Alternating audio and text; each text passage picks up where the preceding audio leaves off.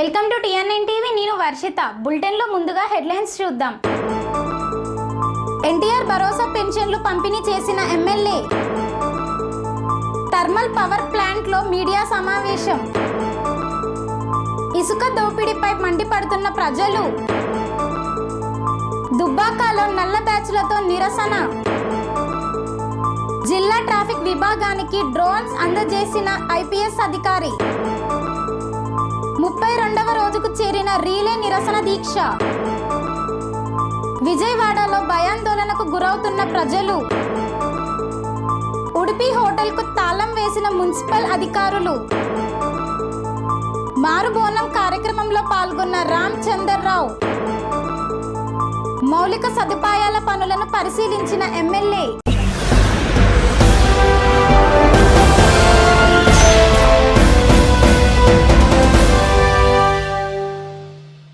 శంకంపల్లి పంచాయతీలో ఎన్టీఆర్ భరోసా పెన్షన్లను పంపిణీ చేసిన చంద్రగిరి ఎమ్మెల్యే పులివర్తి నాని.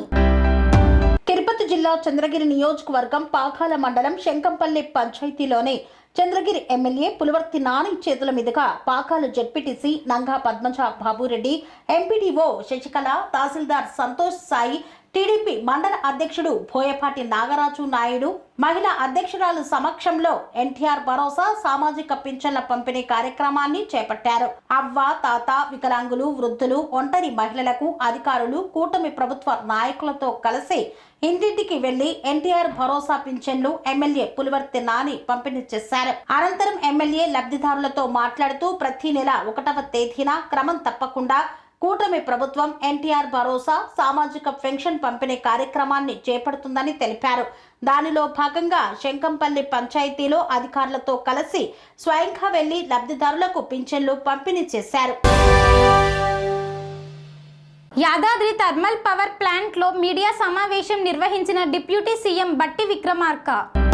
ఈ సందర్భంగా డిప్యూటీ సీఎం బట్టి విక్రమార్క మాట్లాడుతూ ప్రజాధనం వృధా కాకుండా నిరంతరం పర్యవేక్షిస్తూ నిర్ణీత సమయానికి పవర్ ప్లాంట్ పూర్తయ్యేలా వెంటపడి మరీ పనులు చేపిస్తున్నామన్నారు. గత ప్రభుత్వం ప్లాంట్ నిర్మాణాన్ని నిర్లక్ష్యం చేయడంతో ఎక్కడ పనులు అక్కడే ఆగిపోయాయి. ప్రభుత్వంపై అధిక భారమైనప్పటికీ తమ ప్రజా ప్రభుత్వం వచ్చిన వెంటనే ఎన్విరాన్మెంట్ క్లియరెన్స్ తీసుకొని ప్రాజెక్టు పనులు వేగవంతం చేశామన్నారు. రెండవసారి కూడా ప్రజా అభిప్రాయ సేకరణ నిర్వహించి ఎలాంటి అడ్డంకులు లేకుండా చేయటంలో సఫలీకృతం అయ్యామని పేర్కొన్నారు. ఇప్పటికే 2వ యూనిట్ ఉత్పత్తి ప్రారంభం కాగా మొదటి యూనిట్ను నేడు ప్రారంభించామన్నారు. మిగిలిన 3 యూనిట్లను వేగవంతంగా పూర్తి చేసి వచ్చే జనవరి 26 నాటికి 4000 మెగావాట్ల విద్యుత్ ఉత్పత్తి పూర్తి స్థాయిలో ప్రారంభిస్తామన్నారు. ఉద్యోగుల సిబ్బంది కొరకు అన్ని సౌకర్యాలతో ఇంటిగ్రేటెడ్ టౌన్షిప్ ఏర్పాటుకు శంకుస్థాపన చేస్తామన్నారు. YTPS ఉద్యోగులు సిబ్బందితో పాటు సమీప ప్రాంత ప్రజలకు విద్య, వైద్యం అందిస్తామన్నారు. YTPS తో పాటు పులిచింతల భూ నిర్వసితులకు R&R ప్యాకేజ్ కింద ఉద్యోగాలు కల్పిస్తామని పేర్కొన్నారు. క్వార్టర్స్ నిర్మాణ కార్యక్రమంతో పాటు యూనిట్ 1 సంబంధించి వచ్చాం. సరే, ఈ ప్రాజెక్ట్ పెట్టినప్పుడు ఇక్కడ భూమి కోల్పోయినటువంటి వాళ్ళందరికీ ఇందులో ఉద్యోగాలు ఇవ్వాలనేటువంటి మీ అందరి కోరిక మేరకు ఇప్పటి ప్రభుత్వం ఇందిరమ్మ రాజ్యం ప్రజాప్రభుత్వం పరిగణలో తీసుకొని తప్పనిసరిగా భూమి కోల్పోయిన నిర్వాసితులందరికీ ఉద్యోగాలు ఇవ్వాలనేది మా అందరి ఆలోచన. అందులో భాగంగా ఇప్పటికే 114 మందికి క్లియర్ చేశారని చెప్తా ఉన్నారు. ఇంకా రికమెండ్ చేసినటువంటి 246 ప్లస్ 113 కొన్ని ఉన్నాయి. అవి ఇవి కలిపి వాటిని కూడా మేము ఆగస్టు 15 లోపలనే క్లియర్ చేయాలని స్థానికంగా ఉన్నటువంటి మంత్రులు, శాసనసభ్యులు అందరూ కూడా గట్టిగా ప్రభుత్వానికి సూచనలు చేశారు. ఈ యాదాద్రి పవర్ ప్రాజెక్టుతో పాటు పులిచింతల ప్రాజెక్టు దగ్గర కూడా భూములు కోల్పోయినట్టు భూ నిర్వాసితులందరికీ ఉద్యోగాలు ఇవ్వాలనేది మా అందరి ఆలోచన. దానికి సంబంధించి ప్రభుత్వ పరంగా నిర్దిష్టమైనటువంటి సూచనలు ఉన్నాయి, ఎవరెవరికి ఇవ్వాలి, ఎవరెవరు కోల్పోయారు, ఏ రకం కోల్పోయినటువంటి వాళ్ళకి ఎంతవరకు ఇవ్వచ్చు. వాటికి సంబంధించి జిల్లాకు సంబంధించిన ఇన్ఛార్జ్ మంత్రి గారు, జిల్లాకు సంబంధించినటువంటి ఉత్తమ్ కుమార్ రెడ్డి గారు, వెంకటరెడ్డి గారు, స్థానిక శాసనసభ్యులు మీ అందరితో మాట్లాడి, మీ అందరి సమాచారం జిల్లా కలెక్టర్ గారితో మాట్లాడి, ఇక్కడ నుంచి జిల్లా కలెక్టర్ గారు రెబ్బేన మండలంలోని పులికుంట, గుండాల వాగుల నుండి అనుమతులు లేకుండానే ట్రాక్టర్ల ద్వారా ఇసుకను తరలిస్తున్నారని ఆగ్రహం వ్యక్తం చేస్తున్న ప్రజలు. కొమరం భీం ఆసిఫాబాద్ జిల్లా రెబ్బెన మండలంలోని పులికుంట, గుండాల వాగుల నుండి అనుమతులు లేకుండానే రోజు పదుల సంఖ్యలో రాత్రి పగలు తేడా లేకుండా ట్రాక్టర్ల ద్వారా ఇసుకను తరలిస్తున్నారు. అక్రమ రవాణా వ్యవహారం తీవ్ర దుమారం రేపుతోంది. సంబంధిత రెవెన్యూ అధికారులు, మైనింగ్ శాఖ, పోలీస్ యంత్రాంగం ఈ అక్రమాలకు గులాం తరహాలో వ్యవహరిస్తూ మౌనంగా తలదాచుకుండటంపై ప్రజా సంఘాలు, ప్రజలు తీవ్ర ఆగ్రహం వ్యక్తం చేస్తున్నాయి. ప్రజల వాంగ్మూలం ప్రకారం ఇది 1-2 రోజుల వ్యవహారం కాదు, నెలలుగా ఇదే తతంగం. గుండాల వాగు నుండి టన్నుల ఇసుకను రాత్రింభవళ్లు తరలిస్తున్న అధికారులపై ఎలాంటి శాసన చర్యలు లేదా విఘాటన చర్యలు కనబడటం లేదు. ఇసుక అనధికారికంగా తవ్వడం రవాణా నేరమే అని పలు చట్టాల్లో స్పష్టంగా పేర్కొంది. ఇసుక మాఫియా గూటికి వాగు బలవుతోంది. వనరుల దోపిడీని చూస్తూ కూర్చోవడం అధికారుల బాధ్యత విరుద్ధమని ప్రజలు చట్టబద్ధంగా ప్రశ్నిస్తున్నారు. ఇప్పటికైనా మైనింగ్, రెవెన్యూ, పోలీస్ శాఖ అధికారులు పట్టించుకొని ఇసుక అక్రమ రవాణాని ఆపాలని ప్రజలు కోరుతున్నారు. దుబ్బాకలో మాల మహానాడు ఆధ్వర్యంలో నల్ల బ్యాచ్లతో నిరసన చేపట్టారు.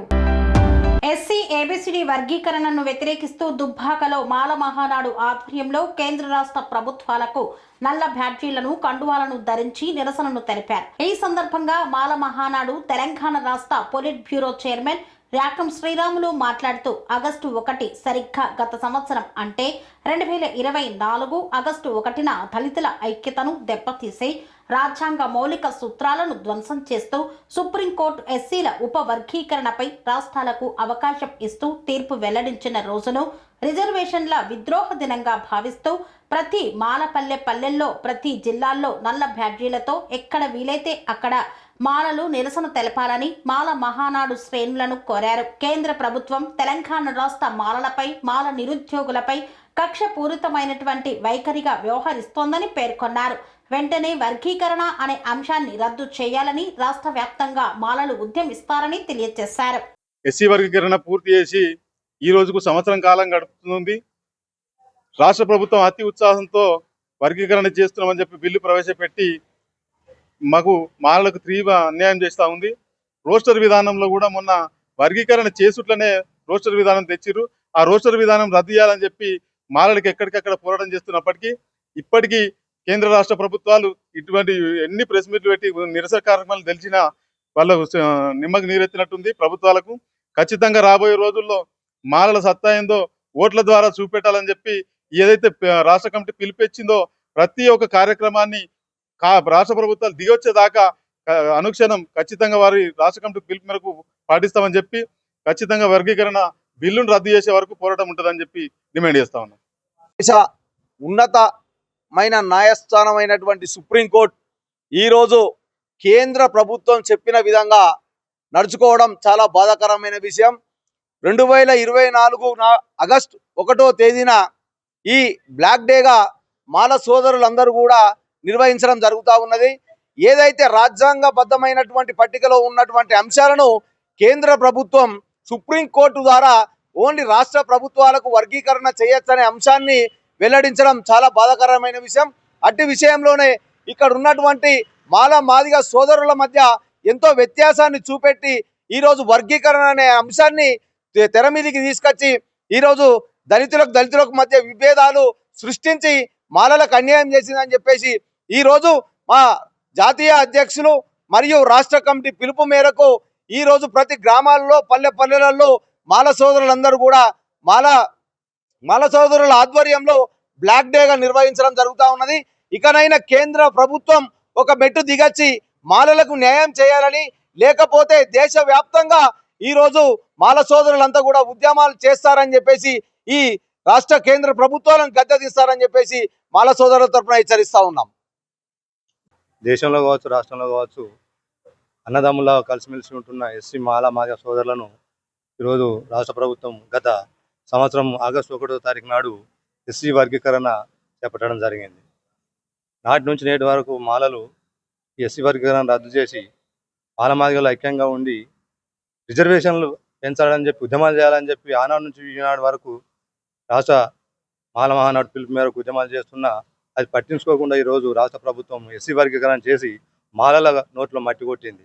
ఇప్పటికైనా ఒకసారి రాష్ట్ర ప్రభుత్వం ఆలోచన చేయాలి. ఈ రాష్ట్రంలో మాలకు జరుగుతున్న అన్యాయాన్ని దృష్టిలో పెట్టుకొని వెంటనే రాష్ట్ర ప్రభుత్వం ముఖ్యమంత్రి రేవంత్ రెడ్డి గారు ఏబిసిడి వర్గీకరణ అమలును వెంటనే రద్దు చేసి మాలలకు న్యాయం చేయాలని చెప్పి దుబ్బాక అంబేద్కర్ సంఘం పక్షాన డిమాండ్ చేస్తూ రాష్ట్ర డీజీపీ శ్రీ హరీష్ కుమార్ గుప్తా ఐపీఎస్ చేతుల మీదుగా ఎన్టీఆర్ జిల్లా ట్రాఫిక్ విభాగానికి డ్రోన్స్ అందజేశారు. పోలీస్ కమిషనర్ కార్యాలయం నందు పోలీస్ కమిషనర్ ఎస్వి రాజశేఖర బాబు ఐపీఎస్ ఆధ్వర్యంలో టెక్నాలజీ ఆధారిత ట్రాఫిక్ పోలీసింగ్ ను మరింత బలోపేతం చేసేలా ఎన్టీఆర్ జిల్లా ట్రాఫిక్ విభాగానికి డ్రోన్లు, మోటార్ వాహనాలను, బ్యాటన్లను, ఇతర ట్రాఫిక్ పరికరాలను అందించే కార్యక్రమాన్ని నిర్వహించారు. ఈ కార్యక్రమానికి ముఖ్య అతిథిగా పాల్గొన్న రాష్ట్ర డీజీపీ హరీష్ కుమార్ గుప్తా ఐపీఎస్ వారి చేతుల మీదుగా ఎన్టీఆర్ జిల్లా ట్రాఫిక్ విభాగానికి 14 డ్రోన్ కెమెరాలను, 350 బ్యాటన్ లైట్స్లను, 720 కాకి క్యాప్స్లను అందజేశారు. అనంతరం రాష్ట్ర డీజీపీ 40 ట్రాఫిక్ పెట్రోలింగ్ మోటార్ వాహనాలను పచ్చజెండా ఊపి ప్రారంభించారు. ఈ నేపథ్యంలో ముఖ్య అతిథి రాష్ట్ర డీజీపీ హరీష్ కుమార్ గుప్తా ఐపీఎస్ సాంకేతిక పరిజ్ఞానాన్ని ఆయుధంగా చేసుకొని ఎన్టీఆర్ పోలీస్ కమిషనరేట్ సాంకేతిక పరిజ్ఞానంతో దేశానికి తలమానికంగా నిలిచిందన్నారు. స్మార్ట్ గా వ్యవహరిస్తూ టెక్నాలజీని ఉపయోగించి విజయవాడ సిటీ ట్రాఫిక్ ను, నేరాలను నియంత్రణ చేయడంలో పోలీస్ కమిషనర్ ఎస్వి రాజశేఖర బాబు ఐపీఎస్ పనితీరు బాగుందని మెచ్చుకున్నారు. డ్రోన్ల వినియోగంలో ఎన్టీఆర్ పోలీస్ కమిషనరేట్ రాష్ట్రంలో ప్రథమ స్థానంలో ఉందన్నారు. సాంకేతిక పరిజ్ఞానం ద్వారా ప్రజలకు మెరుగైన సేవలు అందిస్తున్నారని పేర్కొన్నారు. ఎన్టీఆర్ జిల్లా అధికారులు మరియు సిబ్బంది ఛాలెంజ్ గా తీసుకొని పని చేస్తున్నారని తెలియజేశారు. వార్తల్లో చిన్న విరామం. కన్స్ట్రక్షన్ రంగాలలో దశాబ్దపు అనుభవంతో కస్టమర్ల మరియు శ్రేయోభిలాషుల మన్ననలను, నమ్మకాన్ని గెలుపొందిన సంస్థ విఆర్ఆర్ కన్స్ట్రక్షన్స్. నాణ్యతకు, నమ్మకానికి మారుపేరు VRR constructions. Independent houses, apartments, villas అన్ని రకాల హంగులతో అలరించే అద్భుతమైన వెంచర్స్ తో పాటు అందరికీ అందుబాటు ధరలో సొంత ఇంటి కలను సాకారం చేసే నమ్మకమైన సంస్థ VRR constructions. Please visit VRR Constructions, Varatex Plaza near Radhika Theatre, ECL X Road, Hyderabad. Call to 9100885552, 9100885559.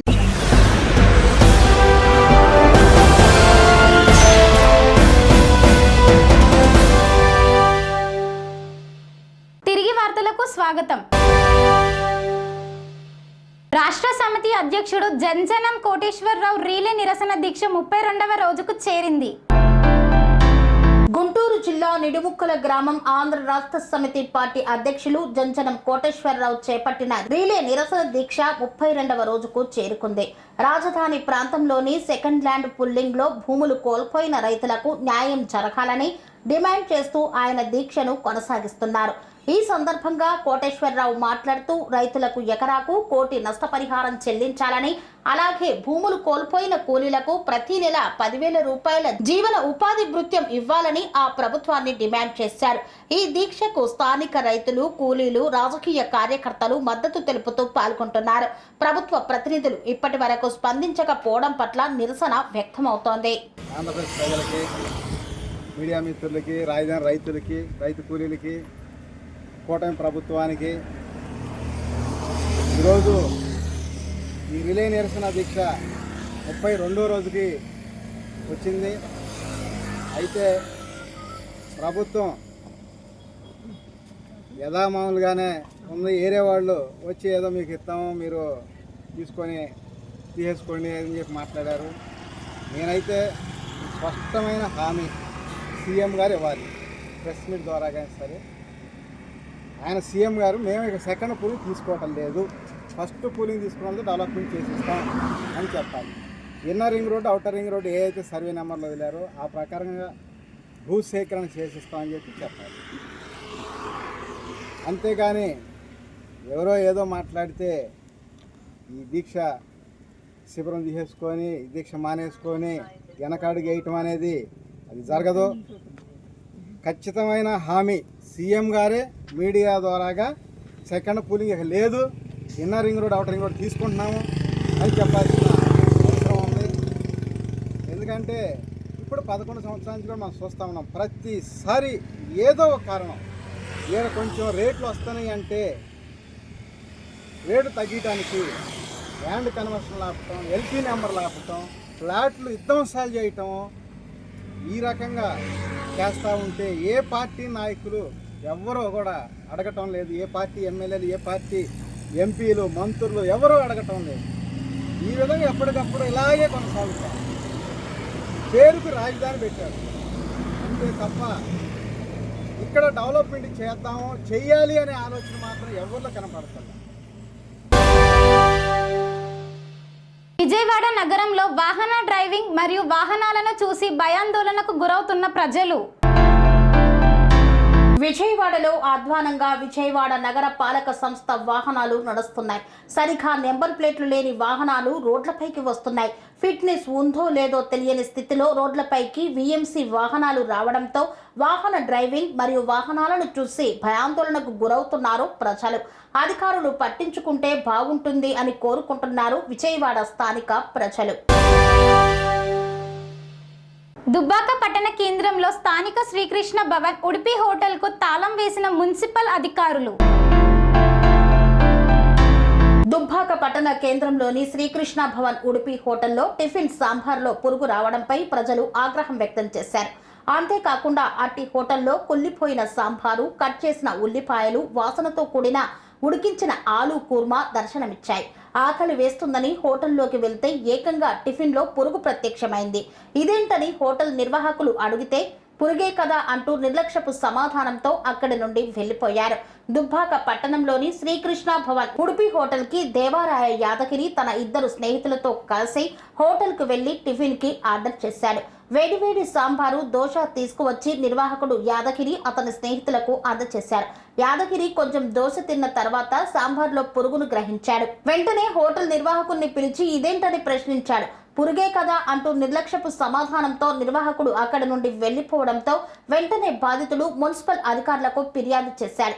అక్కడికి చేరుకున్న అధికారులు వెంటనే హోటల్లో ఉన్నటువంటి ఆహార పదార్థాలను పరిశీలించడంతో కుళ్ళిన ఆహార పదార్థాలు దర్శనమిచ్చాయి. వెంటనే హోటల్ యాజమాన్యం తేరుకొని హోటల్ మూసివేసి అక్కడి నుండి జారుకున్నారు. ప్రజల ప్రాణాలతో చెలగాటమాడుతున్న ఉడిపి హోటల్ నిర్వాహకులపై చర్యలు తీసుకోవాలని యాదగిరి డిమాండ్ చేశారు. అనంతరం ఉన్నత అధికారులతో పాటు పోలీసులకు ఫిర్యాదు చేస్తానని తెలిపారు. దుబ్బాక పట్టణంలోని శ్రీకృష్ణ ఉడిపి భవన్లో టిఫిన్ సాంబార్లో పురుగు వచ్చిందని సమాచారం మేరకు మున్సిపల్ అధికారులు హోటల్కు వెళ్లి పరిశీలించారు. హోటల్లో కుళ్ళిపోయిన ఉల్లిపాయలు, వాసన పట్టిన ఉడికించిన ఆలు కూర్మా ప్రత్యక్షమయ్యాయని తెలిపారు.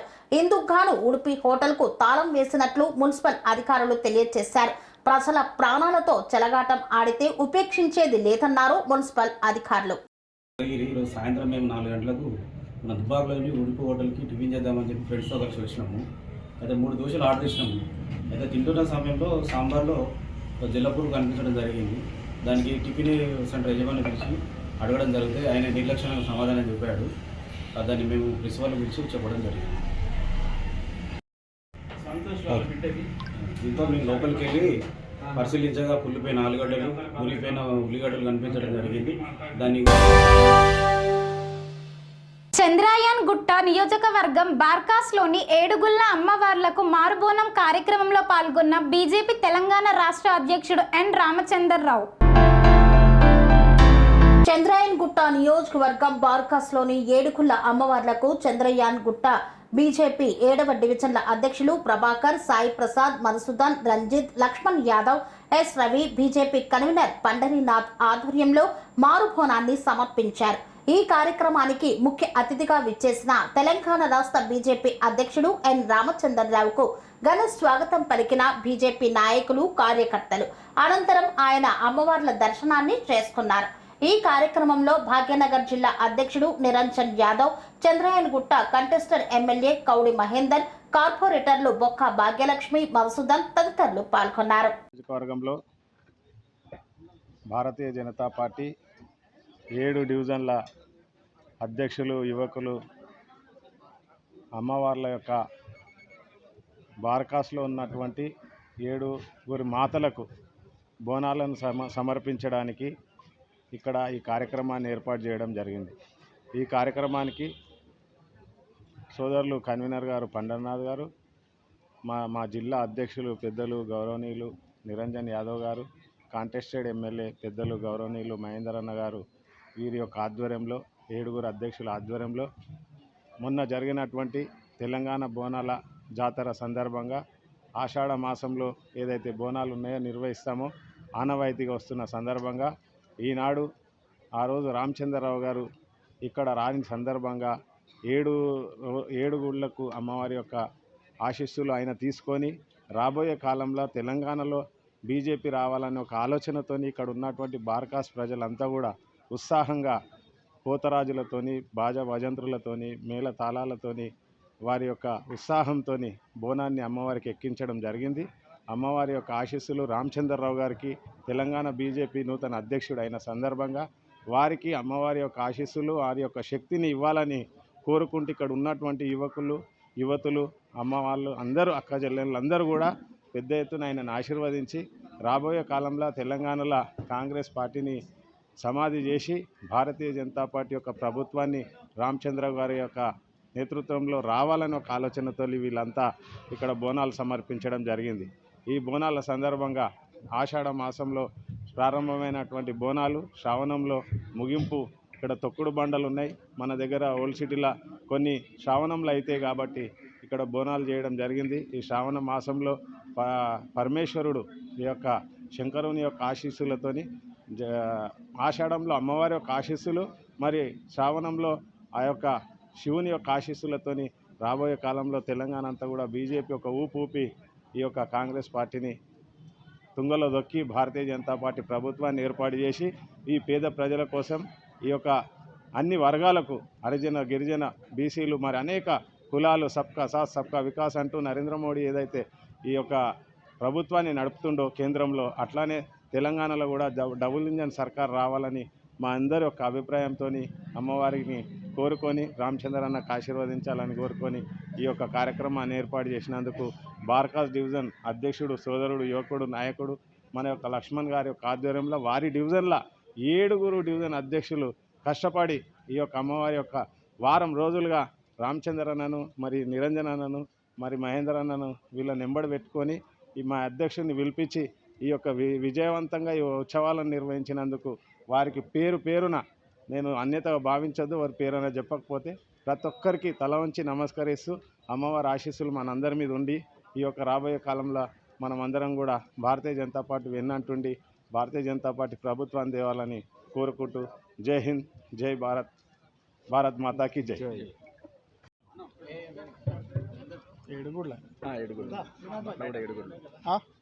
భారత్ మాతాకి జై. తెలంగాణ సంస్కృతి సాంప్రదాయాల్లో బోనాల పండుగ తెలంగాణలో ప్రఖ్యాతగాంచింది.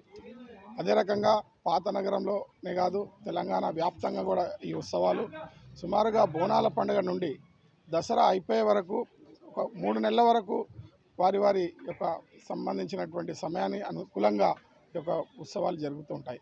అందులో భాగంగా ఈరోజు ఈ యొక్క బార్కాస్ భాగ్యనగర్ జిల్లాలో ఉన్నటువంటి 7 గుళ్ళు సంబంధించినటువంటి ఈ యొక్క బోనాల ఉత్సవాలకు ఈరోజు పెద్దలు రాష్ట్ర అధ్యక్షులు రామచంద్రరావు గారు ఇప్పుడే స్వామివారి అమ్మవారి దర్శనం చేసుకొని వెళ్ళారు.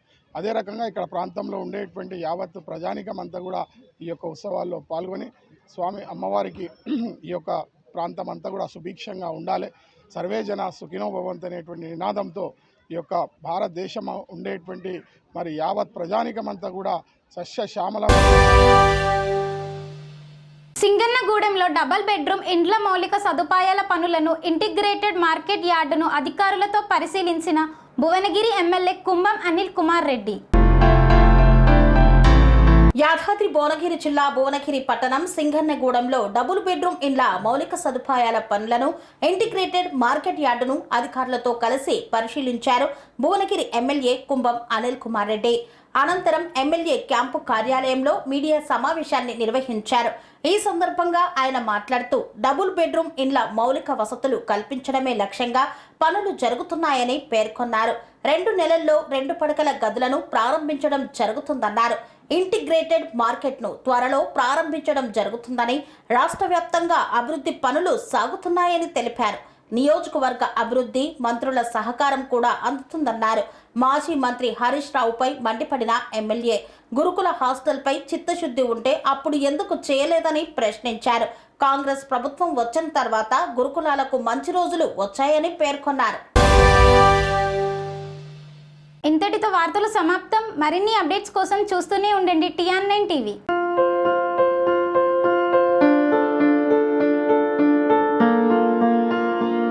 సంస్కృతి, సంప్రదాయం, ప్రేమ, ఆప్యాయత, రాజసం ఉట్టిపడే వేడుకలకు అనువైన ప్రదేశం MLN కన్వెన్షన్ హాల్.